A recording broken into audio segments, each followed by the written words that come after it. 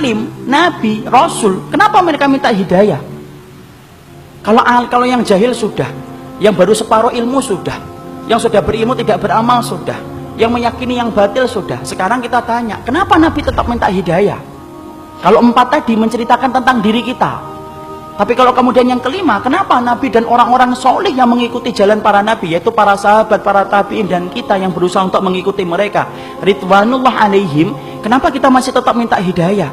Karena belum tentu apa yang antum dapatkan kalau sudah benar itu menjamin antum itu meninggal dalam keadaan itu. Kita apa pernah menjamin bahwasanya kita akan mati husnul khatimah dalam keadaan iman? Siapa yang menggaransi iman kita? Tidak ada. Minta hidayah supaya Allah itu memberikan istiqomah setelah kita dapat ilmu yang benar. Bukankah Allah menunjukkan lembaran-lembaran kehidupan sejarah, banyak orang yang mereka itu bertabur iman di awal kehidupan, tetapi mereka matinya murtad.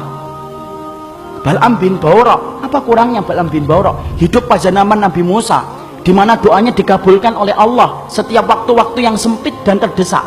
Sampai Malik bin Dinar berkata, karena mujabud da'wah fi syada'id. Kalau sudah bicara tentang Bal'am bin Ba'urah, Masya Allah, doanya selalu dikabulkan oleh Allah dalam keadaan genting. Kata Malik bin Dinar rahimahullahu ta'ala ketika menafsirkan surat Al-A'raf 175. Tapi matinya murtad. Rajal Unfuah, sahabat Nabi, dipuji oleh Abu Bakar, dipilih oleh Abu Bakar untuk menjadi delegasi sunnah, mendakwahkan kepada Musalam al-Kadzab. Matinya beriman, murtad. Ubaidillah bin Jahsy yang pernah menyelamatkan kehidupan agamanya sampai ke Habasyah. Ketika Nabi masih di Mekah, ikut di dalam hijrah yang pertama, hijrah yang kedua ke Habasyah. Beriman? Tidak, murtad di Habasyah. Kecintaannya minum khamr menjadikan dia murtad. Seorang muadzin yang diceritakan oleh Imam Qurtubi, murtad ketika kemudian tergiur dengan pesona seorang wanita yang dia lihat ketika adzan di tempat yang tinggi.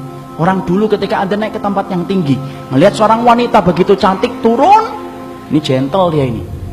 Turun, dia katakan dia cinta sama wanita itu. Wanita itu berkata, tidak bisa kamu nerima kamu, karena kami Nasrani dan kamu Muslim. Loh, dengan apa saya bisa diterima? Berpindah kepada Nasara. Pindah, ikhwan. Murtad, meninggalnya di hari dia meninggal dunia. Akan mencampuri istrinya, naik ke atap, kemudian jatuh. Belum sempat mencampuri wanita yang menjadikan dia murtad. Siapa yang menjamin? Ini yang kemudian kita khawatirkan. Minta terus hidayah.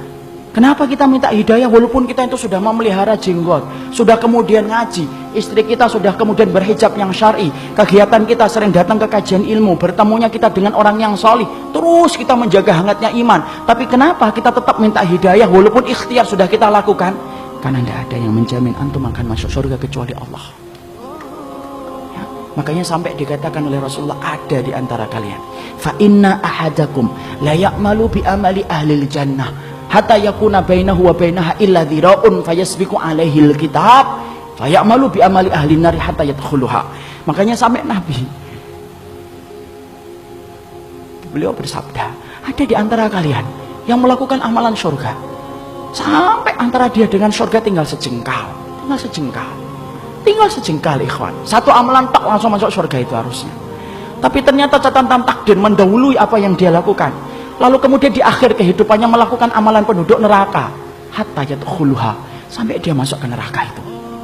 Ada pula yang sebaliknya, fa inna ahadakum la ya'malu bi amali ahli nar hatta yakuna bainahu wa bainaha illa dhira'un fayasbiqu alaihi alkitab fayamalu bi amali ahli jannah hatta yadkhuluha.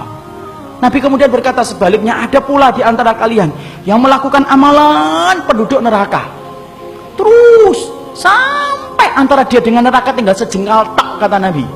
Tetapi catatan takdir mendahului apa yang dia lakukan. Dia melakukan amalan penduduk surga sebelum meninggal dunia, lalu kemudian Allah masukkan ia ke dalam surga. Antum tahu Usairim bin Abdul Ashhal? Usairim bin Abdul Ashhal, seseorang sahabat yang dikatakan oleh Nabi sebagai penduduk surga, tapi keningnya tidak pernah dipakai untuk bersujud kepada Rabbnya. Karena apa? Masuk Islamnya belum ada 24 jam. Ketika dia masuk Islam mengucapkan syahadat, dia bertanya, sholat? Belum waktunya sholat. Apa yang saya lakukan? Ayo berjuang bersama Rasulullah. Berjuang bersama Rasulullah SAW dan para sahabat. Ketika kemudian dalam peperangan tersebut Allah takdirkan dia meninggal dunia. Ketika meninggal dunia, Maka rame para sahabat membicarakan tentang Usair bin Abdul Asyhal. Sampai Abu Hurairah berkata, inilah penduduk surga yang belum pernah menempelkan keningnya untuk mencium bumi bersujud kepada Allah. Itulah Usair bin Abdul Asyhal. Siapa yang jamin, ikhwan? Jangan sombong kalau kita hari ini sudah ngikut nitib, Pak. Jangan sombong ketika kita hari ini sudah ngaji. Belum tentu itu akan menjadi jaminan bahwasanya itu menjadi keimanan kita ketika meninggal dunia. Jangan magrur. Apa itu magrur? Tertipu dengan amalan kita. Merasa bahwasanya amalan kita itu akan pasti menjadikan kita masuk surga. Siapa yang jamin? Minta hidayah kepada Allah supaya kemudian kita diberikan oleh Allah. Kalau antum betul-betul orang yang solih, supaya hidayah yang antum minta menjadikan antum diberikan istiqomah sampai antum meninggal dunia. Itu yang kita minta kepada Allah. Inilah pentingnya hidayah. Makanya di dalam kehidupan kita sampai Allah terangkan doa yang pertama bukan doa meminta ampunan. Doa yang pertama bukan meminta surga. Doa yang pertama di dalam Al-Quran bukan meminta perlindungan dari neraka. Tapi doa yang pertama, ikhwan, antum sebagai hambanya Allah diajarin oleh Allah. Kita diajarin oleh Allah minta hidayah. Karena kalau antum sudah dapat hidayah, antum diampuni oleh Allah. Kalau antum sudah dapat hidayah, antum dimasukkan surga oleh Allah. Kalau antum minta hidayah, antum akan dijaga dari api neraka. Dan itu didahului dengan hidayah.